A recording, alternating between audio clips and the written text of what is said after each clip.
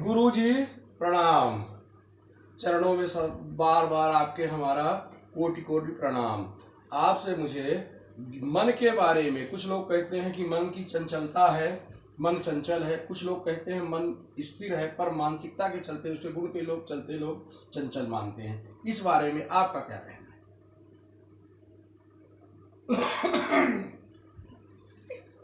मन चंचल है या स्थिर है, ये सवाल बाद का है। पहला सवाल है कि मन है या नहीं, मन होता है या नहीं। जिसको हम मन समझते हैं वो कुछ है या नहीं है। मन अगर हम कहें कि चंचल है, जवाब हो सकता है, सामान्यतः लोग जवाब देते हैं कि जो दिमाग पे सोच विचार चलता रहता है वही मन है। तो इसलिए मन चंचल है।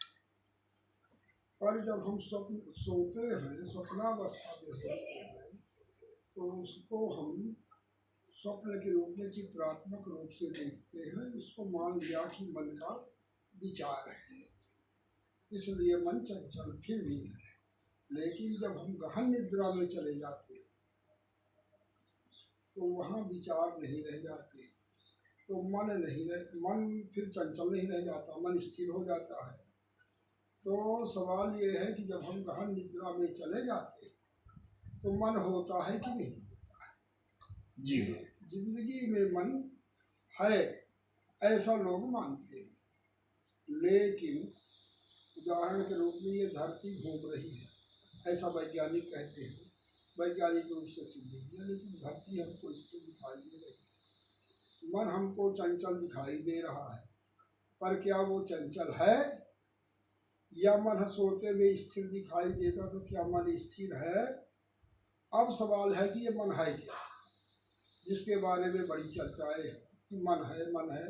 तमाम शास्त्रों में ऋषियों ने, मुनियों ने, रहस्यदर्शियों ने, सबने मन की, बड़ी बुद्ध ने, महावीर ने, सबने मन की चर्चा की है।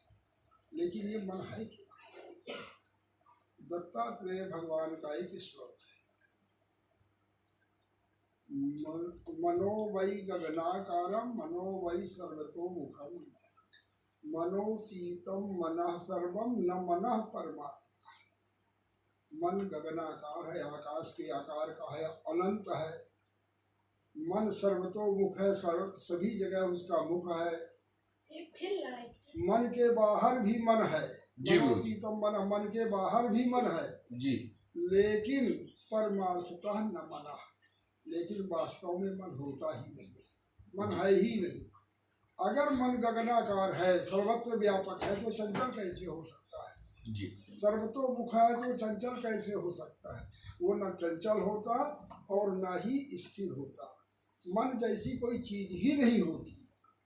चेतना की, हमारे शरीर में चेतना की जो अवस्था है, वही जब सोच विचार करने लगती है तो हम उसको मन कह देते हैं। जब वो सोच विचार नहीं करती या कुछ भी नहीं सोचती तो मन नहीं रह जाती।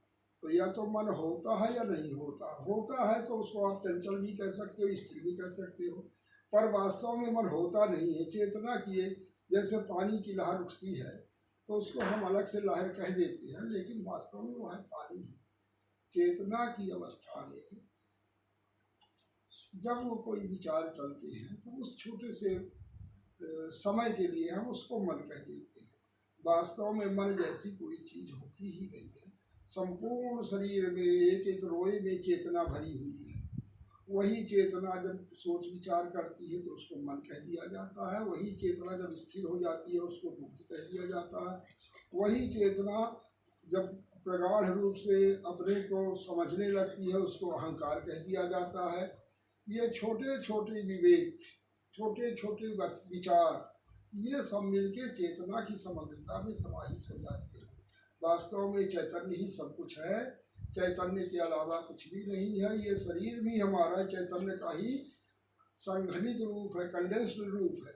ये भी चैतन्य ही है, इसीलिए रोए रोए में चेतना है। और चेतना के अलावा कुछ नहीं है। मन जैसी कोई चीज होती ही नहीं है। अब उसके लिए क्या चंचल कहना भी गलत है और स्थिर कहना भी गलत है जी। न वो चंचल होती और न स्थिर होती। सोते समय वो होता ही नहीं है, जब विचार शांत हो जाते वो नहीं होता। इसी तरह समाधि की अवस्था में जब आप जागरूक नहीं होते तो सोते रहते हो। शयन और समाधि एक ही, थोड़े से फर्क के साथ। समाधि में आप जागृत अवस्था में होते हैं परम विश्राम में, और सुसुप्ति में आप अबोध हो जाते हैं परम विश्राम। विश्राम दोनों में बराबर है, मन दोनों में नहीं होता। मन तब तक है जब तक सोच विचार है। अब उस सोच विचार को चंचल कहो या स्थिर कहो, उससे फर्क नहीं पड़ता। न मन चंचल होता, न स्थिर होता, और न मन होता। जी।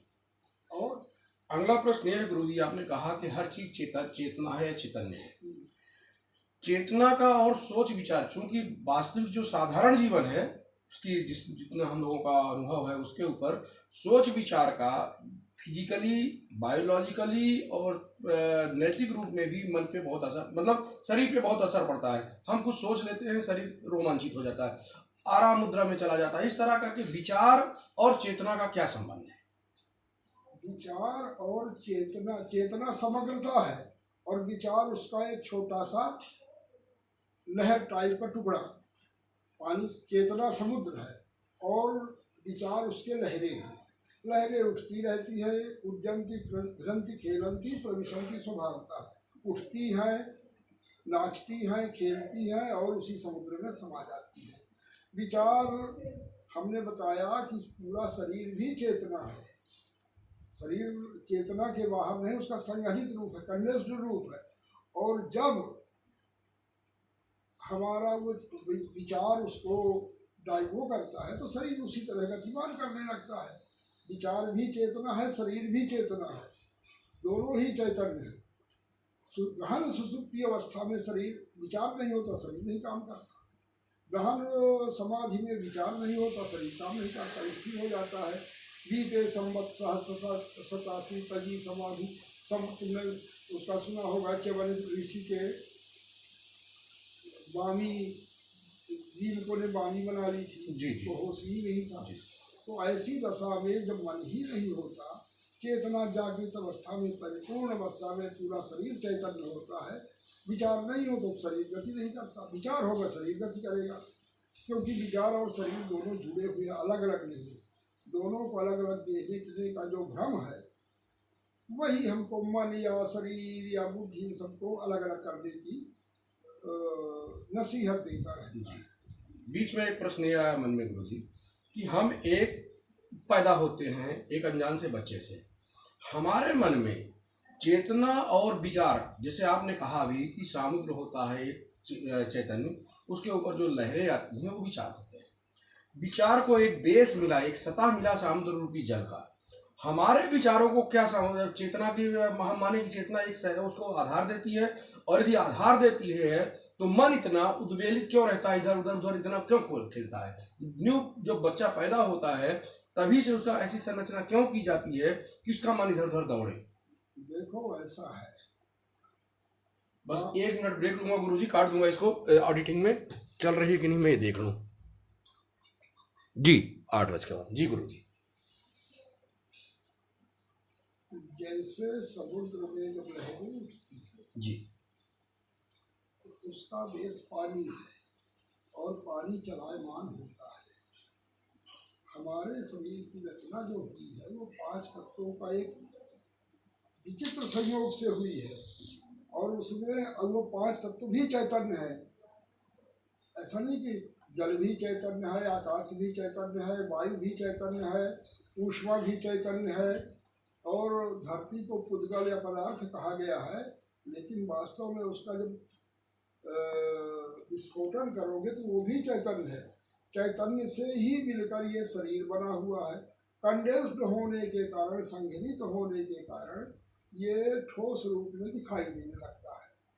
और हमारे शरीर की ही रचना नहीं, सबके शरीर की रचना, पशु पक्षियों के शरीर की रचना भी इसी तरह हो गई है। बनाई क्या गई है, हो गई है। 5 तत्वों के एक निश्चित अवयव मिलने से रचना पैदा हो गई है। और चूंकि यह चैतन्य का सागर है, आकाश भी चैतन्य है, तो इसमें चेतना प्रकट हो गई है। इसको किसी ने प्रकट नहीं किया। अब उसी में लहरों की तरह विचार अपने छोटे मोटे कामों के लिए, इस शरीर को चलाने के लिए जो आवश्यक उसके प्रति चीज़ें हैं, उसके प्रति विचार चलता रहता है। वो विचार चलता है इस शरीर को चलाने के लिए।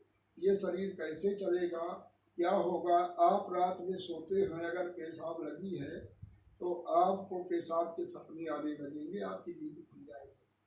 भूख लगी है शरीर को तो खाना दिखाई देगा। प्यास लगी है शरीर को तो मन में प्यास पानी के विचार आएंगे।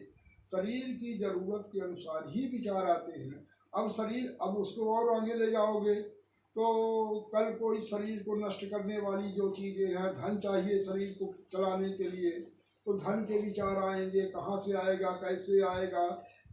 शत्रु मित्र जो भी है उन संबंध में विचार आएंगे। और ये शरीर कभी न नष्ट हो, इसकी रक्षा के लिए हमको ब्रह्म, ईश्वर, धर्म, इनके विचार आएंगे।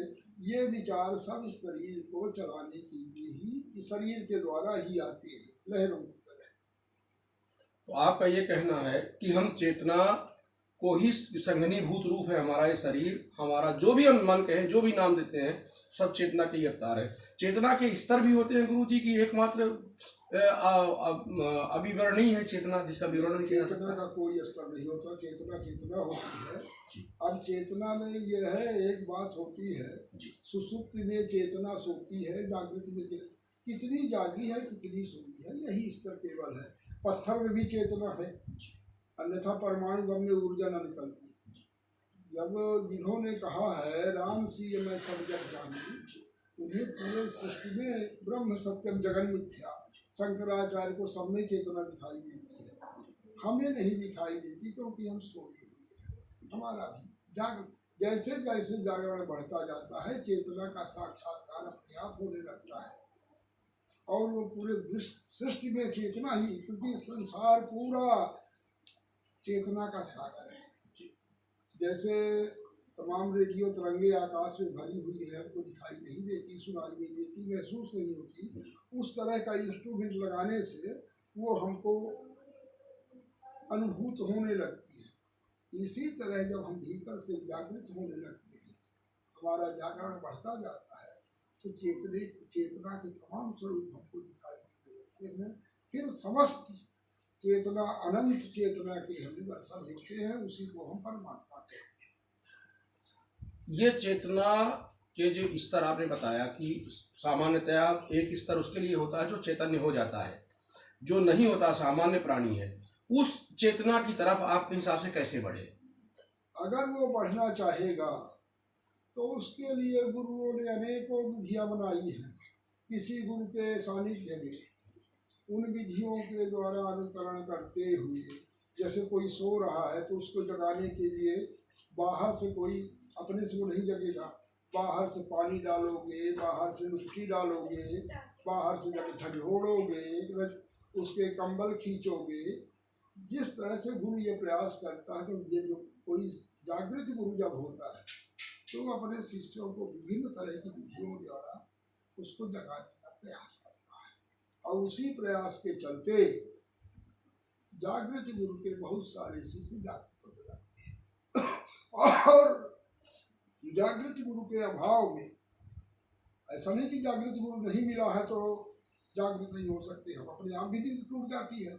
कोई गुरु की जरूरत नहीं है। कभी कभी दुस्वप्न देखते हुए बीच रात में नींद टूट जाती है, खराब सपना देखा है, नींद टूट गई तो लेकिन ऐसा मुश्किल से होता है, कम होता है। जागृत गुरु के साथ निध रहने में वही बात आसान हो जाती है। धीरे धीरे उसके चेतना का स्तर बढ़ता जाता है, समझ बढ़ती जाती है और वो चैतन्य के सागर में विलीन हो जाता है। क्योंकि अब चैतन्य के अलावा कुछ है नहीं, जो भी है यहाँ चैतन्य है। चैतन्य के अलावा कुछ भी नहीं। चैतन्य को ही हम आत्मा, चैतन्य आत्मा शिव सूत्र का वचन है। तो चैतन्य ही आत्मा है। और जब वो परम चैतन्य हो जाती है तो परमात्मा बन जाती है। परम चैतन्य माने पूर्ण रूप से जागृत। तब वो पूरे समष्टि में बूंद समाना समुद्र में सो कचहेरी जाए। पूरा वो समुद्र में समा जाता, बूंद समुद्र में समा जाता, बूंद फिर अलग से नहीं रह जाती। अभी जो हमारा अलगाव है, हम अलग, ये कुर्सी अलग, टेबल अलग, घर अलग, पंखा अलग, ये सब हमको अलग अलग तब तक दिखाई देते हैं जब तक हम पूर्ण रूप से जागृत नहीं होते। जैसे ही हम जागृत हो जाते हैं ये सब मिट जाता है। हमारे जो काम करते हैं उसी तरह, पंखे से हवा लेंगे, गिलास से पानी पिएंगे, लेकिन हमको सब में वही किम पृथक भासते स्वर्णाथ कटकांगद नूपुरम, जैसे तुमको कंचूड़ी ये सब अलग अलग दिखाई देती है, लेकिन जब तुम देखोगे तो सब सोना सोना है। ऐसा नहीं कि कंगन को तुम सिर में पहनोगे हाथ में, लेकिन उसमें तुम्हें कंगन दिखाई नहीं देगा, सोना दिखाई देगा, क्योंकि कंगन सोने से बना है। तो ये समस्त सृष्टि जो भी है, ब्रह्मांड या विश्व या अस्तित्व, ये सब तुम चैतन्य का सागर तुम्हें दिखाई देगा, और सब कुछ चैतन्य है। पर ये जागरण गुरु के साथ रहने से सहज सरल हो जाता है, बिना गुरु के थोड़ा कठिन होता है। आपके हिसाब से अभी जो समय चल रहा है, इस समय में कोई चैतन्य गुरु हुए हैं जिनको आप जानते हैं, जिनको बारे में कह सके कि उनने अपने जन्म के समय जो उनकी चेतना थी, समष्टि की चेतना, उस चेतना को, उस बूंद को सागर में समाहित कर लिए हों और सागर में विलीन हो गए हों। सागर में, और गुरुजी दूसरा प्रश्न साथ में बोल दूं, सागर में विलीन होने के बाद जो तापत्रय है, 3 तरह के ताप होते हैं, शारीरिक, भौतिक, ये भी विलीन हो जाते हैं कि उसको अनुभवित होते हैं? अब ये कोई बड़े प्रश्न से छोटे, इस समय वर्तमान में अनेकों गुरु हुए हैं, गुरु से कभी खाली नहीं होती। हाँ, हमसे भेंट वो अलग बात है, गुरु से खाली नहीं है। जय कृष्णमूर्ति हुई, गुरुजीएफ हुए, महर्षि रमण हुए, रामकृष्ण परमहंस हुए, जगजीवन हुए, दादू दयाल हुए, ओशो हुए, गुरुओं की कमी नहीं है।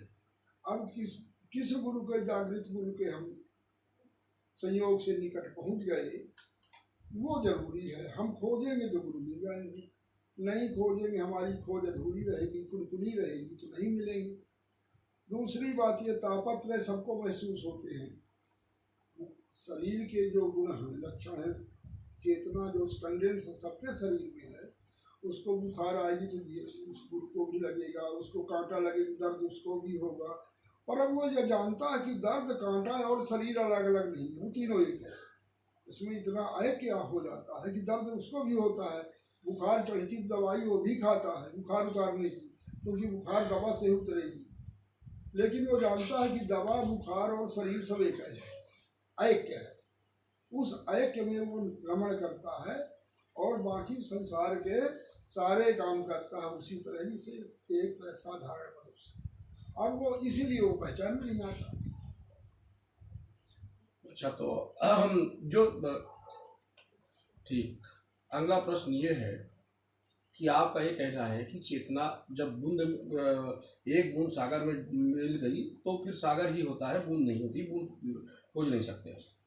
तो हम सब चेतना के अंश हैं, हम सब पानी की बूंदें हैं, पानी में मिलने की तरफ प्रवाहित होते हैं। इसका प्रयास कैसे किया जाए कि हम मिल जाए? साधारण, फिर से हमारा वही प्रश्न रिपीट हो रहा है कि इसका क्या प्रयास है? गुरु ढूंढने का प्रयास किया जाए, क्योंकि हमारे पास समय कम होता है, और उस समय में अपने आप को, हर आदमी के पास अलग अलग प्रज्ञा होती है, चेतना के अलग अलग स्तर होते हैं। शंकराचार्य जी की चेतना अलग थी, जो 9 साल में ही चैतन्य हो गए, कुछ लोगों की नहीं होती। आपके हिसाब से कौन सी सोच, कौन सा प्रयोग हो जिससे चैतन्यता की तरफ आगे बढ़ा जाए? देखो, ये कहना सही नहीं है कि शंकराचार्य में अलग चेतना थी। हम शंकराचार्य भी हमारी जगह, अब चूंकि हमारा जो सोचना है, हम पीछे नहीं जानते ना आगे जानते। शंकराचार्य का शरीर में जो चेतना का वो स्तर था, वो पिछले कई जन्मों की साधना का परिणाम था। हमारे पास चेतना का जो कम है, हमारी पिछली साधनाएं कमजोर है। जिनकी पिछली साधनाएं इस जन्म को, अब हम यहाँ से दौड़ लगाते हैं रीवा के लिए, तो एक आदमी रउसर के पास है, वो जल्दी पहुँच जाएगा। हम यहाँ दौड़ते दोनों हैं, तो हम कहेंगे वो पहुँच गया। अरे वो रउसर में बैठा था, कल वो यहाँ से गया है, वो कल यहाँ से गया है, आज रउसर में विश्राम किया, तो जल्दी पहुँच जाएगा। हम यहाँ से आज चल रहे हैं तो रीवा जाने में हमको 2 दिन लगेंगे। तो शंकराचार्य जैसे लोग पिछले जन्मों में इस जगह पर आ गए हैं कि उनके लिए मंजिल नजदीक है। हम जैसे लोग अभी प्रारंभ कर रहे हैं, तो 1 जन्म, 2 जन्म, 4 जन्म, 10 जन्म, 100 जन्म, क्योंकि समय अनंत है, उसमें 2-4 हजार 2,000 साल का कोई मतलब नहीं होता। जहाँ अनंत समय है उसमें 10-25 हजार साल का कोई मतलब नहीं होता।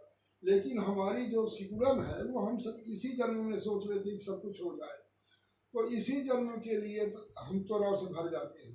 अगर ये कहना कि हमारे पास समय कम है, ये भी सही नहीं है, क्योंकि समय तो अनंत है। हाँ, हमारी अभी उस तरह की जिज्ञासा या मुमुक्षा नहीं है कि हम उसको खोजें ही। हमारे लिए वो सेकेंडरी है। प्राइमरी है हमारे लिए अपना संसार, धन कमाना, बाल बच्चों का पालन पोषण करना, शिक्षा दीक्षा, हमारे लिए प्राइमरी ये है।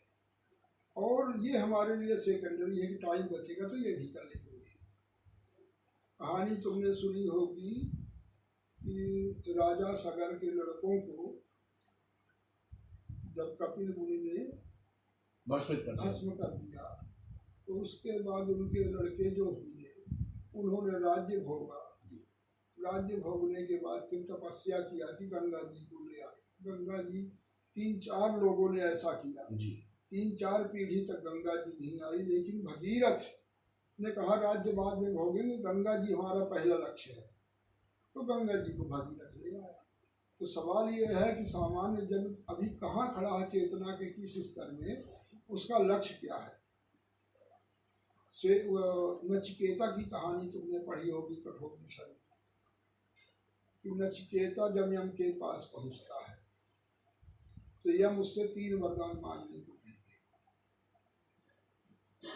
और वो 2 वरदान तो यम ने दे दिया कि हमारे पिता का यज्ञ पूरा हो जाए, पहला वरदान। दूसरा वरदान, हमारे पिता के पास मैं जाऊं तो वो मुझे पुत्र रूप में स्वीकार कर ले, उनका क्रोध शांत हो जाए। और तीसरा प्रश्न जो पूछता है कि आपका रहस्य क्या है, आपका रहस्य यानी मृत्यु का रहस्य, यमराज यानी मृत्यु। तो इस प्रश्न के जवाब में उसको यमराज लोभ देते हैं, लाखों साल की उम्र देते हैं, पृथ्वी का साम्राज्य देते हैं, सबका लोभ देते हैं, लेकिन वो कहता है इसके बाद भी आना तो आप आगे पड़ेगा। 1 लाख साल की उम्र चलो सही, 10 लाख साल की, 10 लाख साल बाद आना पड़ेगा। कितना भी वैभव हो, वो सबके छोड़ के आपके पास तो आना पड़ेगा। ये सब बेकार की बातें हैं, छोड़िए, आप अपना रहस्य बताइए। और उसी रहस्य बताने में कठोपनिषद का जन्म होता है, यम नचिकेता संवाद। तो हमारी प्रायोरिटी क्या है, प्राथमिकता, हम चाहते क्या है। पहली बात, अगर हमारी प्रायोरिटी अभी संसार में अटकी हुई है तो इसका मतलब अभी हम कच्चे हैं, अभी हमें साधना की जरूरत नहीं है। थोड़ा थोड़ा वही भागीरथ के पिता दादा की तरह जब फुर्सत होगी तो साधना कर लेंगे, बाकी हमारे लिए साधना प्रायोरिटी नहीं है। तो जब तक लोगों की ये धारणा रहती है तब तक उनके लिए अभी समय दूर है। और जिस दिन प्रायोरिटी हो जाएगी अभी सब कुछ बेकार, गौतम बुद्ध उसी दिन छोड़ के चले जाते हैं पूरा राजपाट, दूसरे दिन की जरूरत नहीं पड़ती, प्रायोरिटी तय है। तो जब प्रायोरिटी तय हो जाती तो मामला जल्दी हल हो जाता है, जल्दी जागृति आ जाती है। अभी आपने बहुत अच्छा एक प्रश्न किया, बताया, उत्तर दिया या प्रसंगवश आया कि जन्म जन्म से आपके, हमारे शब्दों में, पुण्य जुड़ते जाते हैं, चेतना का अभ्युदय होता रहता है। और जिस उम्र में हो सकता है शंकराचार्य जी और दूसरा जन्म हुआ हो उनका, और ज़्यादा चैतन्य पुरुष हो सकता है ऐसा हो, पर हमको शंकराचार्य जी की जो चेतना की अवस्था दिखी वो पहले से ही जागृत अवस्था दिखी। आपने एक रास्ते का उदाहरण देके भी समझाया।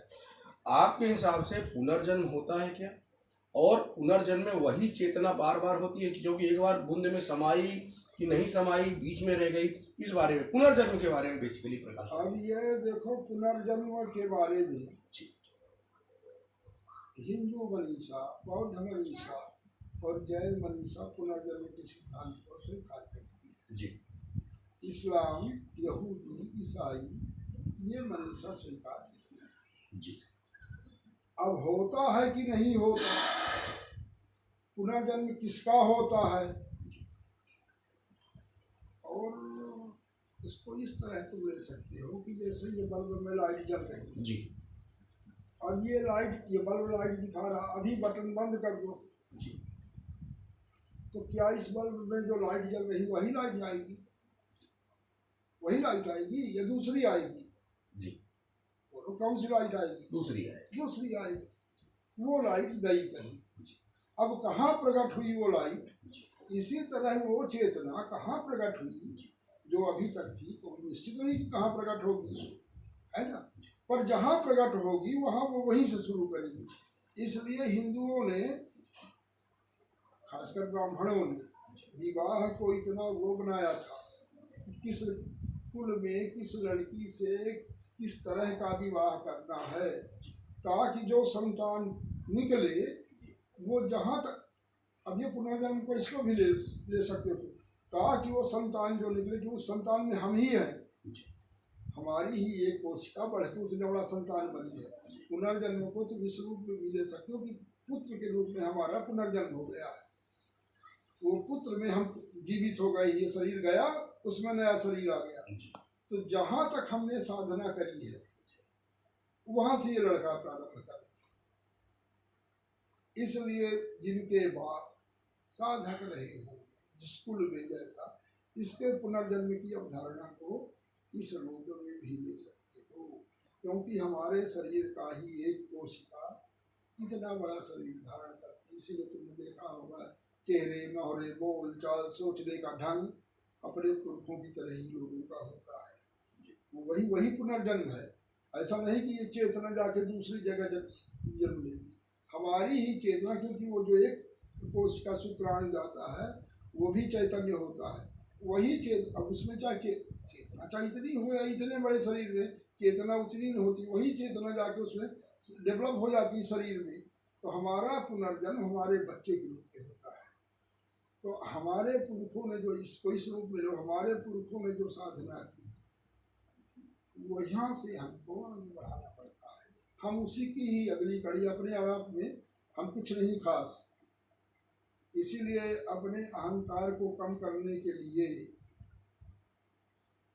लड़के अक्सर कहते हैं हम फलाने के पिशाब हैं। पिशाब माने शुक्राणु, लेकिन उसको आज लोगों ने अहंकार का प्रतिमूर्त, हमने ऐसा नहीं किया तो हम फलाने के पिशाब नहीं जी अहंकार बना लेते हैं, जबकि वही है कि हम हैं क्या, हम फलाने के पिशाब तो हैं और हमारा क्या है, हम अपने आप में कुछ भी नहीं है, उनके पेशाब मात्र है पिता के। जी तो इसलिए पिता या पितामह के साधना के जो जी स्तर था उसको हम आगे बढ़ाते जाते हैं, और कितनी देर वो फिर प्रस्फुटित हो जाए कोई निश्चित नहीं है। हो सकता है कि तुम समुद्र किनारे बैठ जाओ, खुद वह न करो, समुद्र सामने खड़ा है, एक जंप की जरूरत है, तो यहाँ से तुम गांधी धाम तक चले जाओ और समुद्र के किनारे बैठ जाओ, कूद वह न करो तो कभी न पहुँचोगे, जंप तो लगाना पड़ेगा। और हम यहाँ से जाएं या जाके झम मार दें तो हम उससे पहले पहुँच जाएंगे।